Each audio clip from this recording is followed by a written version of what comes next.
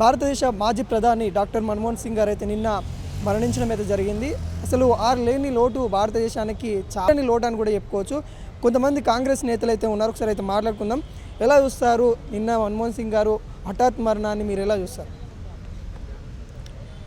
ఈ భారతదేశానికి లక్ష్మీపుత్రుడు ఎవరన్నా ఉన్నారంటే అది మన్మోహన్ సింగ్ గారు.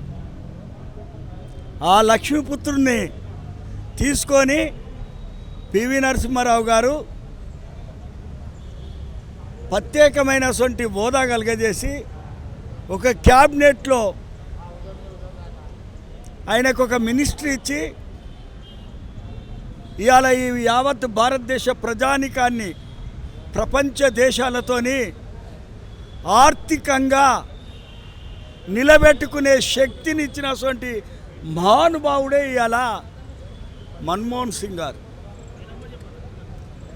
మన్మోహన్ సింగ్ గారు క్యాబినెట్లకు వచ్చిన తర్వాత, గవర్నర్ నుంచి క్యాబినెట్లకు వచ్చిన రిజర్వ్ బ్యాంక్ ఆఫ్ గవర్నర్ నుంచి క్యాబినెట్లకు వచ్చిన తర్వాత పివి నరసింహారావు గారు, మన్మోహన్ సింగ్ గారు ఈ భారతదేశము బంగారం తాకట్లున్నదని,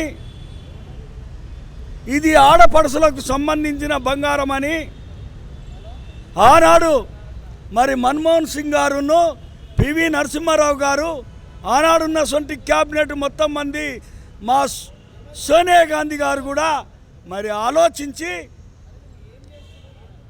కుదబడ్డటువంటి బంగారాన్ని తెచ్చినటువంటి గొప్ప వ్యక్తి పివి గారును మన్మోహన్ సింగ్ గారు. కాబట్టి ఆయన ఉన్నన్ని రోజులు 10 సంవత్సరాలు కూడా ఆయనను అవకాశం ఇచ్చి సోనియా గాంధీకి 2 సార్లు ప్రధానమంత్రి వచ్చినప్పటికి కూడా మన్మోహన్ సింగ్ గారిని ఉంచాలని చెప్పి సోనియా గాంధీ గారు మన్మోహన్ సింగ్ గారిని ఇచ్చి దేశ ప్రజలందరినీ ఆర్థిక ఇబ్బందులకెళ్ళి కాపాడినటువంటి వ్యక్తి అటు మన్మోహన్ సింగ్, ఇటు సోనియా గాంధీ గారు. కాబట్టి అట్లాంటి మహానుభావులు ఇవాళ లేనప్పుడు అందరికీ ఒక బాధాకరంగా ఉంటుంది, ఒక దుఃఖంగా ఉంటుంది. ఇవాళ ఆన్లైన్లో డబ్బులు పడుతున్నాయి, mobile to mobile money transfer అవుతుందంటే మన్మోహన్ సింగ్ గారు. ఇవాళ బ్యాంకులు అన్నీ కూడా సక్రమంగా పనిచేస్తున్నాయంటే మన్మోహన్ సింగ్ గారు. ఇవాళ ఆర్థిక వ్యవస్థ కూడా ఇంత మెరుగున్నది అంటే మన్మోహన్ సింగ్ గారు. ఇవాళ యూపీఏ ప్రభుత్వంలో మెజార్టీ లేనప్పటికి కూడా సక్రమంగా నడిపించినటువంటి వ్యక్తి అంటే మన్మోహన్ సింగ్ గారు, పివి గారు. అట్లాంటి దాన్ని ఇవాళ వచ్చినటువంటి ముఖ్యమంత్రులు కానీ, ఇవాళ ఉన్నటువంటి ప్రధానమంత్రి కానీ ఈ దేశాన్ని మొత్తం అప్పుల పాలు చేసిండ్రు.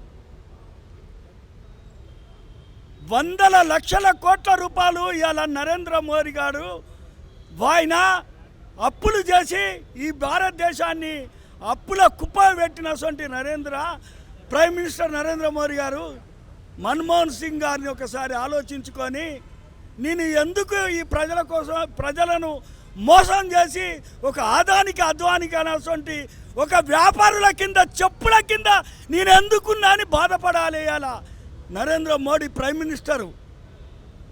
అదే అమిత్ షా గారు బాధపడాలి.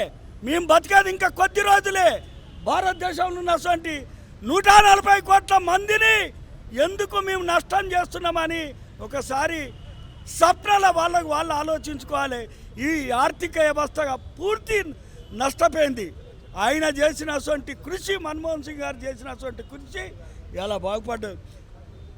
గతంలో 10 సంవత్సరాలు సోనియా గాంధీ ఈ తెలంగాణని ఇస్తే ఒక నీచుడైనటువంటి కేసీఆర్ గారు ముఖ్యమంత్రి లక్షల కోట్ల అప్పు చేసి దేశం తెలంగాణలో ఉన్నటువంటి ఎంప్లాయీ డిపాజిట్లన్నీ కూడా మొత్తం ఎత్తుకపోయాని కుటుంబానికి పెట్టినటువంటి కేసీఆర్ గారు నేను ముఖ్యమంత్రి అయితే తెల్లారవాన్ని ఉరిదిత్తు, కేసీఆర్ అనేటోన్ని ప్రజలందరూ పిలిపించి ఉరిదిత్తు నేను ముఖ్యమంత్రి అయితే వాడంతా 50 సంవత్సరాలు తెలంగాణను నాశనం చేసినటువంటి కేసీఆర్ గారిని నేను ఊరివేడదు.